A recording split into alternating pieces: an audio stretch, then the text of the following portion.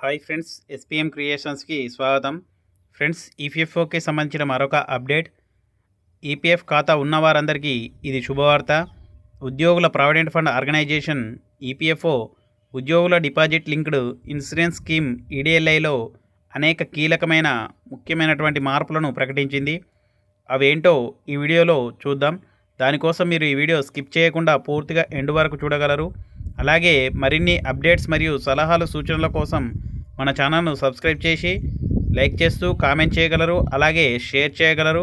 మరిన్ని వీడియోస్ కోసం మన ఛానల్ను సబ్స్క్రైబ్ చేశాక పక్కనున్న బెల్ ఐకాన్ క్లిక్ చేయడం ద్వారా మేము చేసే ప్రతి వీడియో మీకు నోటిఫికేషన్గా రావడం జరుగుతుంది. ఫ్రెండ్స్, ఉద్యోగుల ప్రావిడెంట్ ఫండ్ ఆర్గనైజేషన్ ఈపీఎఫ్ఓ ఉద్యోగుల డిపాజిట్ లింక్డ్ ఇన్సూరెన్స్ స్కీమ్ ఈడీఎల్ఐలో అనేక కీలకమైనటువంటి ముఖ్యమైన మార్పులను ప్రకటించింది. ఈపీఎఫ్ సభ్యులకు కనీస జీవిత బీమా ప్రయోజనాన్ని అమలు చేయడం ప్రధానమైన మార్పులలో ఒకటి. దీని కింద ఇటీవల ఉద్యోగంలో చేరి ఏడాది సర్వీసులోపు మరణించిన ఉద్యోగులు కూడా బీమా ప్రయోజనం పొందుతారు. మరణించిన ఈపీఎఫ్ సభ్యుల కుటుంబాలకు ఆర్థిక రక్షణను బలోపేతం చేయడం దీని యొక్క ముఖ్య లక్ష్యం. ఫిబ్రవరి 28, 2025న జరిగిన సమావేశంలో ప్రకటించిన ఈ మార్పులు బీమా చెల్లింపులను పెంచడం, కవరేజీని విస్తరించడం ద్వారా ఏటా వేలాది కుటుంబాలకు ప్రయోజనం చేకూరుస్తాయని భావిస్తున్నారు. Central board of trustees CBT సమావేశంలో ఈ నిర్ణయాలు తీసుకున్నారు. ఈ సమావేశానికి కేంద్ర కార్మిక శాఖ మంత్రి మన్సుఖ్ మాండవీయ అధ్యక్షత వహించారు. దీనితో పాటు ఈపీఎఫ్ ఖాతాదారులకు 8.25% వార్షిక వడ్డీ రేటు కూడా సిఫార్సు చేశారు. ఈ మార్పులు లక్షలాది మంది ఉద్యోగులు, వారి కుటుంబాలకు నేరుగా ప్రయోజనం చేకూరుస్తాయి. ఇంతకుముందు ఒక ఉద్యోగి 1 సంవత్సరం సర్వీస్ పూర్తి కాకముందే మరణిస్తే అతని కుటుంబానికి ఎటువంటి బీమా ప్రయోజనం ఉండేది కాదు. కానీ ఇప్పుడు ఈ నిబంధనను మార్చారు. ఇప్పుడు ఒక ఉద్యోగి ఏడాదిలోపు మరణిస్తే అతని కుటుంబానికి 50,000 రూపాయల బీమా లభిస్తుంది. ఈ నిర్ణయం ప్రతి సంవత్సరం 5,000 కుటుంబాలకు పైగా ప్రయోజనం పొందుతుంది. ఎంప్లాయీస్ ప్రావిడెంట్ ఫండ్ ఈపీఎఫ్లో employee deposit linked insurance EDLI ఉంటుంది. ఇది ముఖ్యమైన సామాజిక భద్రత ప్రయోజనంగా పనిచేస్తుంది.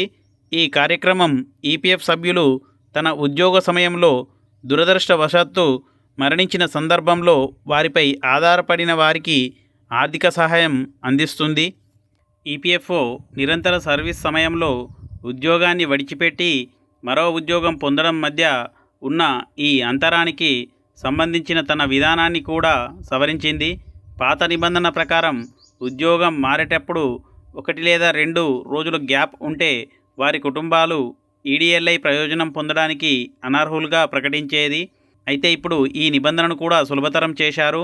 2 ఉద్యోగాల మధ్య 2 నెలల వరకు గ్యాప్ ఉన్నప్పటికీ ఉద్యోగి సర్వీస్ నిరంతరంగా లెక్కలోకి వస్తుంది.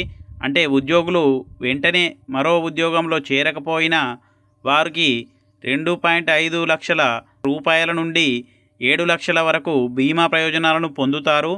ఈ మార్పు ప్రతి సంవత్సరం 1,000 కంటే ఎక్కువ మంది ఉద్యోగుల కుటుంబాలకు ప్రయోజనం చేకూరుస్తుంది. పీఎఫ్ జమ చేయడంలో జాప్యంపై కూడా ఉపశమనంను కల్పించారు. ఇంతకుముందు కంపెనీ ఉద్యోగుల పీఎఫ్ను సకాలంలో జమ చేయకపోతే భారీ జరిమానా చెల్లించాల్సి వచ్చేది. ఇప్పుడు ఈ నిబంధనను కూడా మార్చారు. ఇప్పుడు పీఎఫ్ డిపాజిట్ చేయడంలో జాప్యంపై నెలకు 1% జరిమానా విధించబడుతుంది. ఇది కంపెనీలకు ఉపశమనం కల్పిస్తుంది. ఫ్రెండ్స్, చూశారు కదా ఈ వీడియో మీకు నచ్చినట్లయితే మన ఛానల్ను సబ్స్క్రైబ్ చేసి లైక్ చేస్తూ కామెంట్ చేయగలరు, అలాగే షేర్ చేయగలరు.